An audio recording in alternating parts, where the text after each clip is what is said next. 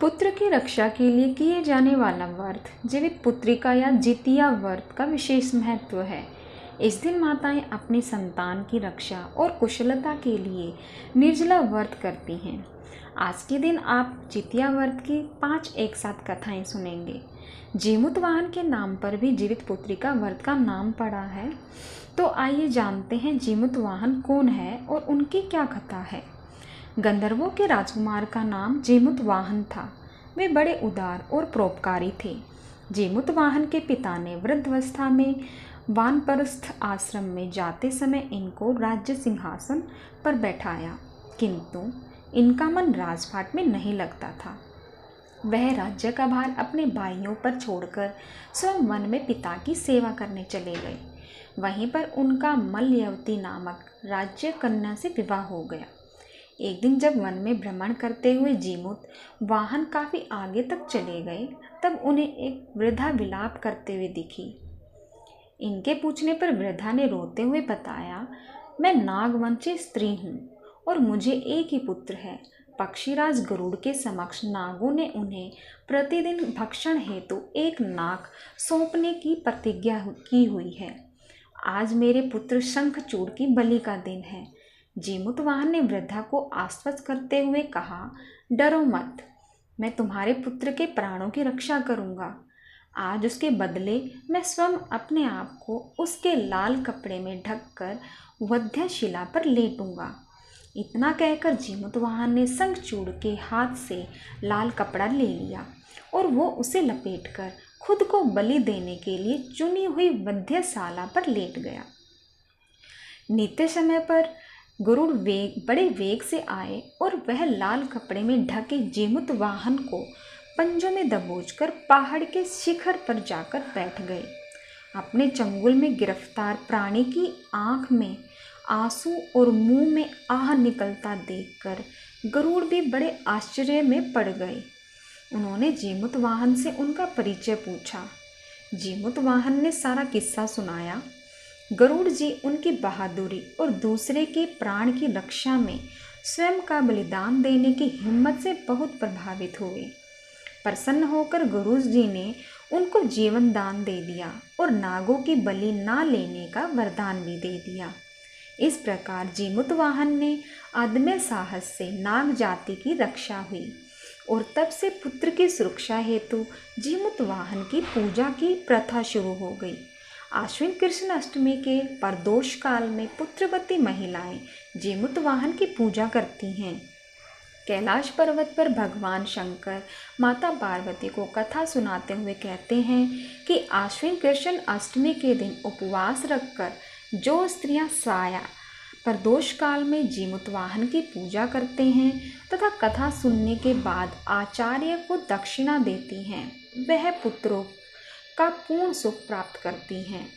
व्रत का पारण दूसरे दिन अष्टमी तिथि की समाप्ति के पश्चात किया जाता है। यह व्रत अपने नाम के अनुरूप फल देने वाला है। जितिया व्रत की दूसरी कथा। नर्मदा नदी के पास एक कंचनबटी नाम का नगर था। वहाँ के राजा का नाम मलाई केतु था। उसे नर्मदा नदी के पश्चिम और बालूहट्टा नाम की मरुभूमि थी। जिसमें एक विशाल पेड़ पर चील रहती थी और उसी पेड़ के नीचे एक सियारन भी रहती थी। चील और सियारन दोनों ही पक्की सहेलियां थीं। कुछ महिलाओं को जितिया व्रत करते देख चील और सियारन ने भी यह व्रत करने का संकल्प लिया और दोनों ही भगवान श्री जीमूतवाहन की पूजा और व्रत करने का प्रण ले लेती हैं। जिस दिन दोनों को व्रत रखना था, ठीक उसी दिन शहर के एक बड़े व्यापारी की मृत्यु हो जाती है और उनका दाह संस्कार वही मरुस्थल पर हुआ। मुर्दा देखकर सियारन को भूख लगने लगी और वह खुद को रोक नहीं पाई, जिसके कारण उसका व्रत टूट गया। परंतु चील ने खुद पर संयम रखा और पूरी श्रद्धा और नियम से अपना व्रत पूरा किया और अगले दिन व्रत का पारण भी किया। उसके बाद अगले जन्म में दोनों सहेलियों ने पुत्री के रूप में एक ब्राह्मण परिवार में जन्म लिया। उनके पिता का नाम भास्कर था। चील बड़ी बहन और सियारन छोटी बहन थी।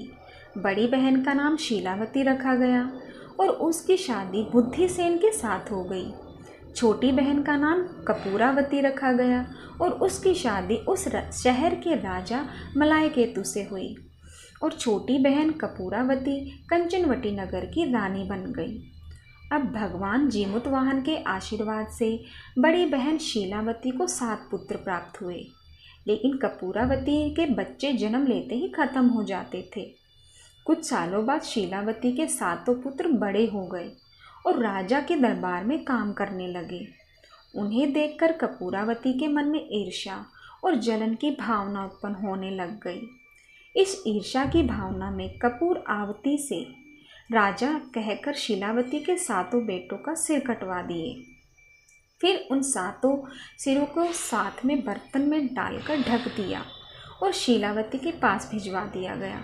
यह सब देख भगवान जीमूतवाहन ने मिट्टी की सहायता से 7 भाइयों के सर बनाए और सभी सिरों को धड़ से जोड़कर उन पर अमृत छिड़क दिया, जिसके कारण वे 7 भाई फिर से जिंदा हो गए और घर लौट आए। रानी ने जो कटे सिर भिजवाए थे वह सब फूल बन गए। कपूरावती समाचार पाने को बहुत व्याकुल थी, लेकिन जब उसे इस बात का पता चला तो वह अपनी बड़ी बहन के घर गई और वहाँ सबको जिंदा देखकर आश्चर्य में पड़ गई और बेहोश हो गई। जब कपूरावती होश में आई तो उसने अपनी बड़ी बहन से यह सारी बात बताई और अपनी गलती का पछतावा किया। भगवान जीमूतवाहन की कृपा से बड़ी बहन को पूर्व जन्म की सारी बात याद आ गई और वह अपनी छोटी बहन को उसी पेड़ के नीचे लाकर पूर्व जन्म की सारी बातें सुनाती है, जिसे सुनकर कपूरावती फिर बेहोश हो गई और मर गई। जब राजा तक इस बात की सूचना मिली तो उन्होंने इसी जगह पर पेड़ के नीचे कपूरावती का दाह संस्कार कर दिया। जितिया व्रत की तीसरी कथा। 2 बहनें थीं जिनका नाम था चूलिया और सियारन। चूलिया बहुत मेहनती थी और गरीब भी थी। वह मजदूरी करके अपने बच्चों को पालती थी, लेकिन सियरिया गलत आचरण वाली थी, जो हमेशा मौज और ऐश करती थी। चूलिया से जलती भी थी। हर वक्त सियरिया यह सोचती थी कि चूलिया इतना खुश कैसे रहती है। चूलिया की हंसी खुशी सीरिया को सहन नहीं हो पाती थी, जिसके कारण सीरिया चूलिया की संतानों को सताने के कई प्रयास कर चुकी थी और कई बार चूलिया के बच्चों को ख़त्म करने की कोशिश भी कर चुकी थी, किंतु चूलिया की तपस्या और व्रत के कारण उसके बच्चे हमेशा सुरक्षित बच जाया करते थे। एक दिन सीरिया चूलिया के सभी बच्चों को लेकर जंगल में लकड़ी चुनने के लिए लेकर गई। वहाँ जंगल में लकड़ी को चुनते चुनते बच्चे थक गए और थोड़ी देर के बाद सो गए। बच्चों को सोते देख सीरिया ने भी सभी बच्चों का सिर काट दिया और टोकरी में रखकर वापस घर आ गई और चूलिया को वह टोकरी भेंट में दे दी। कहा, दीदी मैं जंगल से आपके लिए नारियल लाई हूँ, बच्चों को खिला देना। चूलिया ने उस टोकरी को उठाकर देखा नहीं और किनारे में रख दिया और अपने बच्चों की प्रतीक्षा करने लग गई। जब शाम से रात हो गई और बच्चे वापस नहीं आए तो वह बहुत परेशान हो गई। बड़े ही करुण स्वर में जोर जोर से रोने लगी। करुणा भरे स्वर को शंकर पार्वती जी से रहा न गया और उन्होंने महादेव से कहा कि हे प्रभु, कोई दुखियारी बहुत रो रही है, उसके रोने में बहुत दर्द छुपा हुआ है, मुझे बर्दाश्त नहीं हो पा रहा। हमें चलकर देखना चाहिए कि कौन रो रहा है और क्यों रो रहा है। तब इस बात पर महादेव जी ने कहा कि यह मृत्युलोक है और यहाँ पर यह सारी साधारण सी बात है।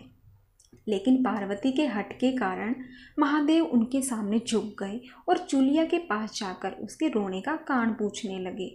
महादेव जी के पूछने पर चूलिया ने अपने रोने का कारण विस्तार से बता दिया।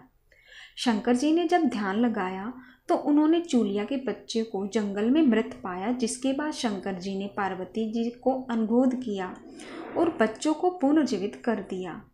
बच्चे नींद से उठकर मौसी को ढूंढ रहे थे, किंतु मौसी वहाँ नहीं थी। बच्चे डरकर घर आ गए और मौसी के सारे कार्य माँ के सामने बता दिए। यह सब सुनकर चूलिया सीरिया के पास जाकर लड़ने लगी कि तुम मेरे बच्चों को जंगल में क्यों अकेला छोड़ आई। दोनों बहनों में लड़ाई शुरू हो गई और यह लड़ाई 7 दिन 7 रात तक चलती रही, किंतु इस लड़ाई का कोई हल नहीं निकला। जिसके बाद दोनों ने उस जंगल में एक तपस्वी को घटना सुनाई। घटना को सुनने के बाद तपस्वी ने दोनों को संदेश दिया कि तुम दोनों जाकर पास में खेल रहे बच्चों को बाल से पकड़कर घसीटते हुए मेरे पास ले आओ। उसके बाद मैं निर्णय करूँगा। चूलिया बच्चों की माँ थी, उससे बच्चों की पीड़ा देखी ना जा सकी। उसने महात्मा के वचनों का पालन नहीं किया, लेकिन सीरिया दौड़ती हुई गई और खेलते हुए बच्चों को बाल से पकड़कर खींच कर ले आई। जिसके बाद तपस्वी ने सीरिया को यह श्राप दिया कि हर जन्म में इसी प्रकार तू सदैव जलती रहेगी और दुखी होती रहेगी। जो महिला किसी बच्चे की पीड़ा और माँ की ममता को नहीं जानती, जीवन भर धरती पर दुख भोगने के अलावा और कुछ नहीं कर पाएगी। जितिया व्रत की चौथी कथा। दो बहनें थीं, एक का नाम था सुखिया और दूसरी का नाम था दुखिया। दोनों का भाग्य उनके नाम जैसा ही था।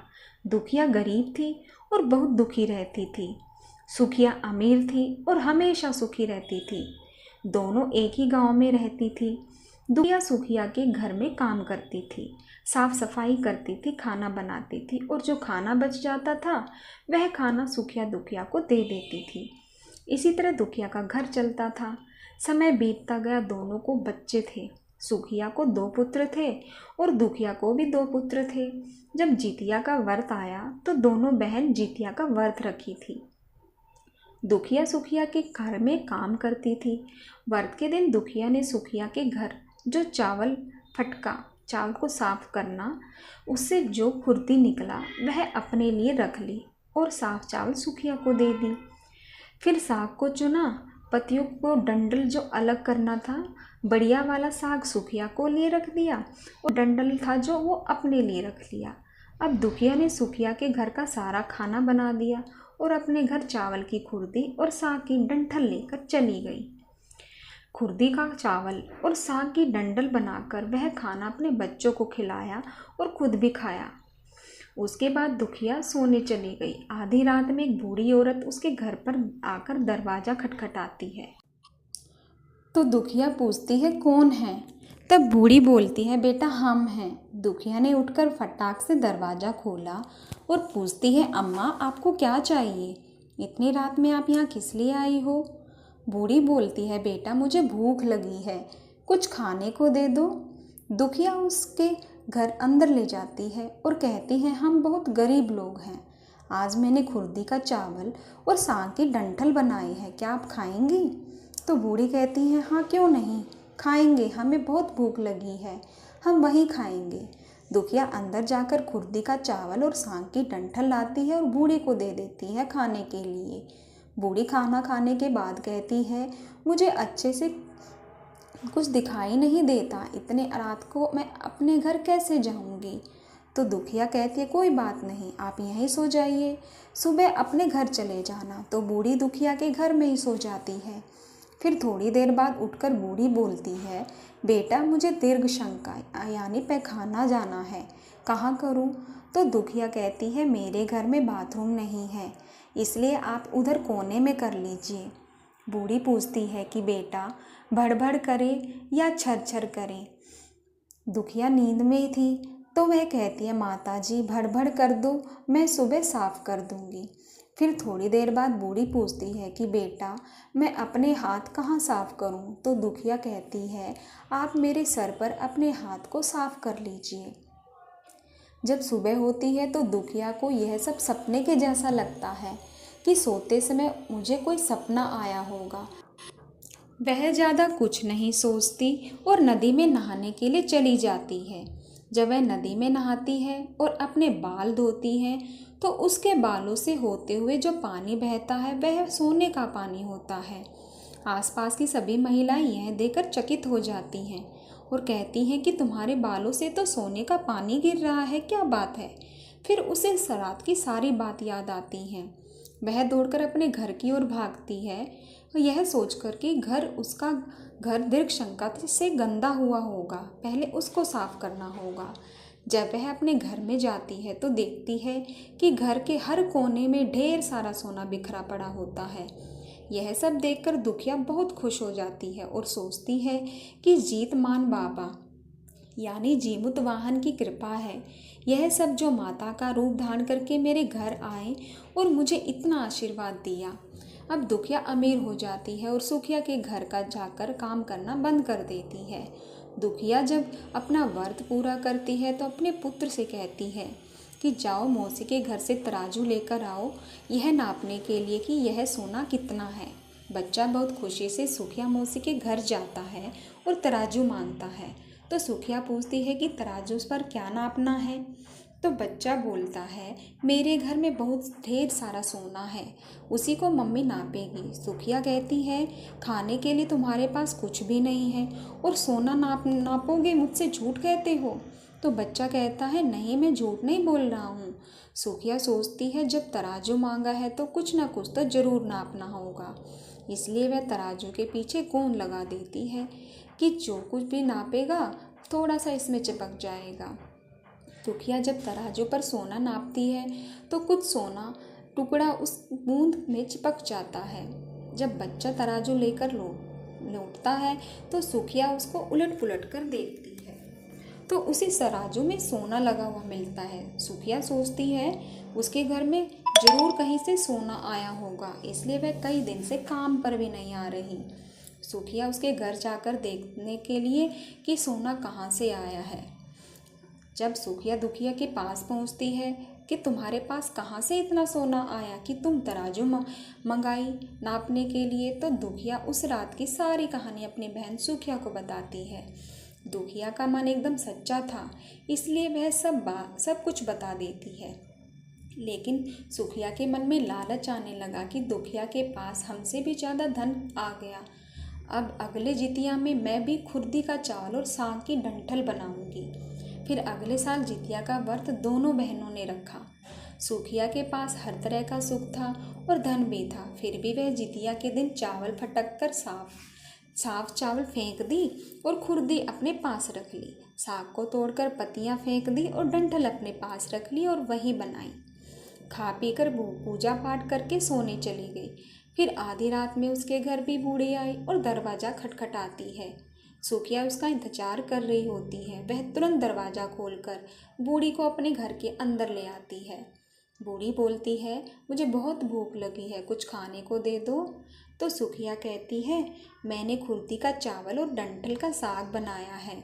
बूढ़ी बोलती है, कोई बात नहीं, मैं खाऊंगी। तो सुखिया परोस देती है। वह खाना खाने के लिए और सोने के लिए चली जाती है। बूढ़ी बोलती है, मैं घर नहीं जा सकती, मुझे दिखाई नहीं देता। तो सुखिया कहती है, कोई बात नहीं, आप यहीं सो जाओ। थोड़ी देर बाद बूढ़ी बोलती है कि मुझे दीर्घ शंका लगी है, कहाँ करूँ। तो सुखिया कहती है, वहीं कोने में कर लीजिए।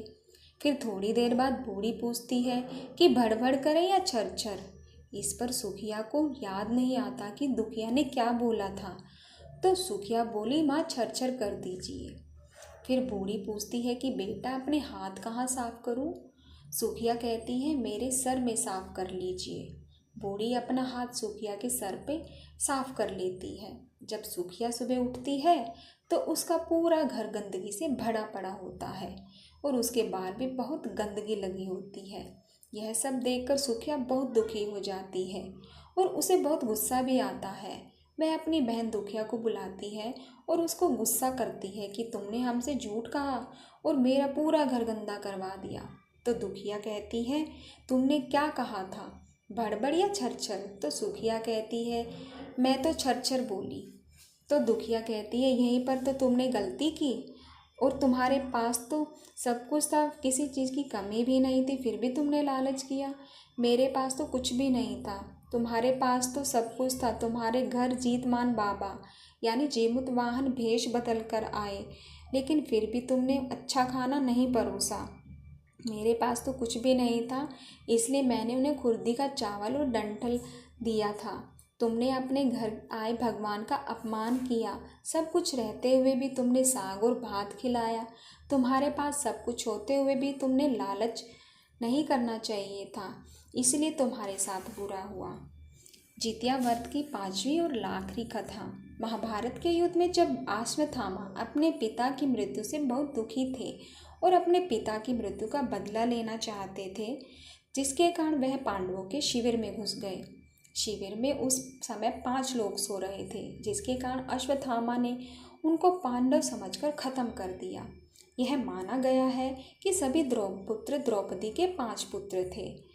जिसके बाद अर्जुन ने अश्वत्थामा को बंदी बना लिया और उनकी दिव्य मणि भी छीन ली, जिसके कारण अश्वत्थामा ने क्रोध में आकर अभिमन्यु की पत्नी के गर्भ में पल रहे शिशु को भी ब्रह्मास्त्र के जरिए मार डाला। जिसके बाद भगवान श्री कृष्ण ने अपने सारे पुण्य का फल उत्तरा की अनजन्मी संतान कुतिया और गर्भ में पल रहे शिशु को पुनर्जीवित कर दिया। श्री कृष्ण की कृपा से उस पुत्र का नाम दिया गया। तब से लेकर आज तक संतान की लंबी उम्र के लिए और उनकी मंगल कामना के लिए हर साल माताएं जितिया व्रत या जीवित पुत्री का व्रत रखती हैं और परंपरा के साथ उन्हें पूरा भी करती हैं।